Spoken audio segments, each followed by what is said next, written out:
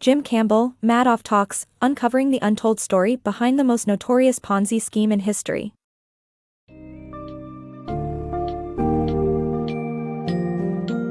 In the book Madoff Talks, Jim Campbell delves deep into the world of Bernie Madoff, the mastermind behind the most notorious Ponzi scheme in history. Through extensive interviews and research, Campbell unveils Madoff's dual operations, a legitimate business flanked by the fraudulent 17th floor. Readers will learn how Madoff meticulously built his reputation and cultivated connections with prominent investors, such as the Big Four, Jeffrey Pickard, Norman Levy, Carl Shapiro, and Stanley Chase.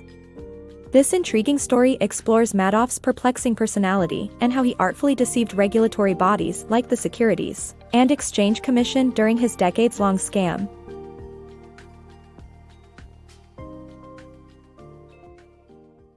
Bernie Madoff's illusion. Bernie Madoff was the mastermind behind a fraudulent scheme that collapsed in 2008.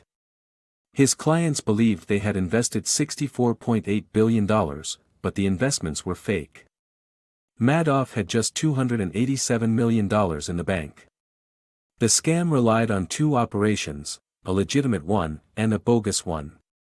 Madoff's broker-dealer business became one of Wall Street's largest firms, but the illusion collapsed when fixed brokerage commissions ended. Madoff went to great lengths to maintain his reputation, and those who worked with him were convinced of his legitimacy. The scam lasted for decades until it finally crumbled. Madoff, billionaire trader or a mastermind of a scam?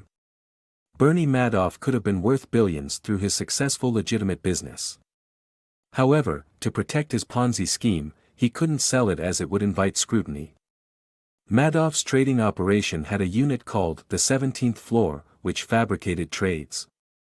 The employees on the 17th floor were paid lavishly, incentivizing loyalty and secrecy. By using fabricated trading records, Madoff deceived clients into thinking their investments were actual. The workers on the 17th floor were not qualified or experienced, and Madoff exploited their weaknesses. Despite the warnings, the scam endured.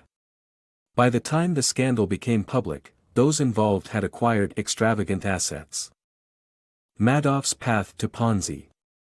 As a prominent Wall Street executive, Bernie Madoff was admired for his ability to generate consistent 15% returns. What few knew was that he was running one of the biggest hedge funds. His investment advisory business started in 1962 when his father-in-law introduced him to accounting clients. By 2001, Madoff had gathered over $6 billion in assets from hundreds of clients. Despite this success, he couldn't bear passing his losses from a failed bet to his clients.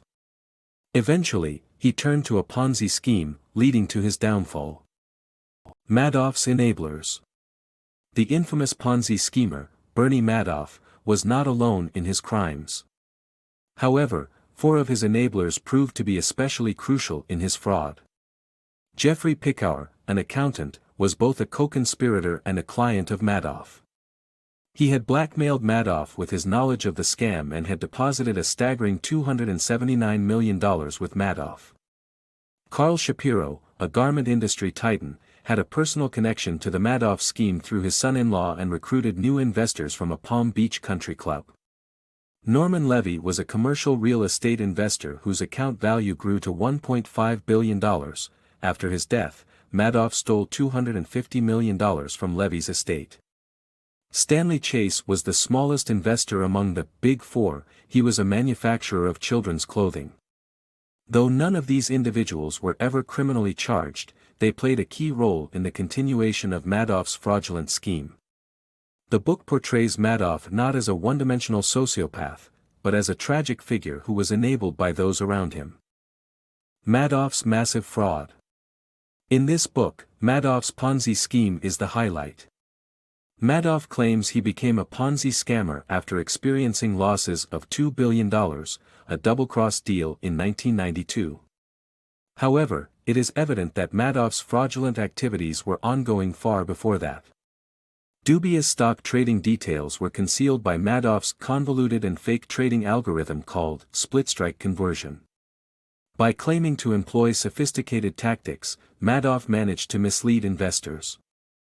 In reality, his fake trades were too good to be true, but he was unable to report genuine losses.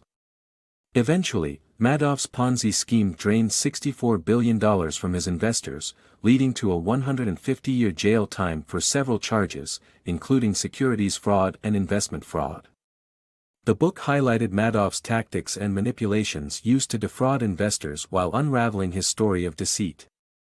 Uncovering Madoff's phony trading statements. Madoff's Ponzi scheme went unnoticed by regulators for decades due to the use of a detailed playbook that created phony trading statements.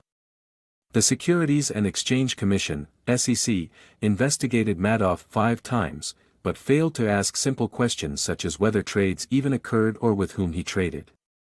The SEC never verified the trades with the depository trust company nor checked where dividends went or how Madoff worked pro bono. The SEC's inquiries were amateurish because none of the examiners had investment advisory experience. Madoff's Ponzi scheme uncovered. Frank Casey and Harry Markopolos were some of the earliest skeptics of Bernie Madoff's too good to be true investment scheme. Despite uncovering obvious discrepancies in Madoff's performance and filing a whistleblower complaint with the SEC, Madoff managed to fool regulators and investors for years. In 1999, Casey visited the office of René Magan de la Villahuchet, who relied on Madoff's secret investment strategies that delivered market-beating returns without the usual fees. Although Magan de la Villahuchet insisted the returns were real, Casey's suspicions grew when he discovered Bernard L. Madoff investment securities on some papers. In 2000, Markopolos filed a whistleblower complaint with the SEC, revealing Madoff's fraudulent practices and uncovering his fabricated performance record. Despite this, the SEC didn't act on Markopolos' discovery, and Madoff's Ponzi scheme continued to unravel. As Casey and Markopolos knew intuitively, Madoff's incredible returns were too good to be true. The Madoff scandal unveiled. The Madoff scandal was a brazen fraud scheme that involved complicit entities, including J.P. Morgan Chase.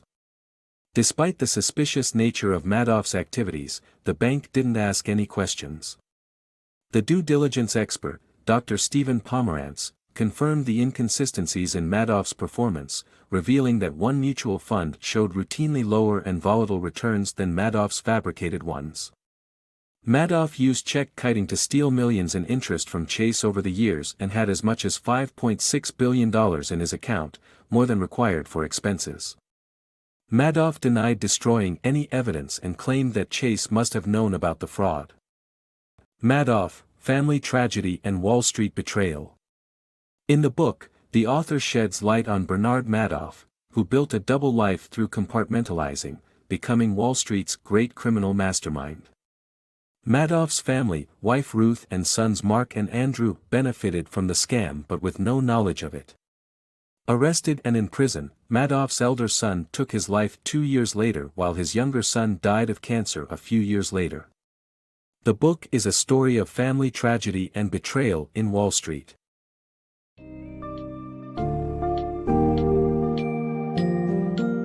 Ultimately, Madoff Talks paints a picture of a complex, enigmatic figure who built a double life as both a pioneering Wall Street executive and a criminal mastermind. Madoff's insatiable need for control and manipulation led to the Ponzi scheme's devastating effects on countless investors and his own family. Through the retelling of this cautionary tale, the reader gains a better understanding of the red flags in Madoff's operations and the weaknesses in the financial regulatory system that allowed such an elaborate fraud to endure. Jim Campbell offers an insightful and detailed exploration of the intrigue and tragedy that defined Bernie Madoff's life and impacted the financial world forever.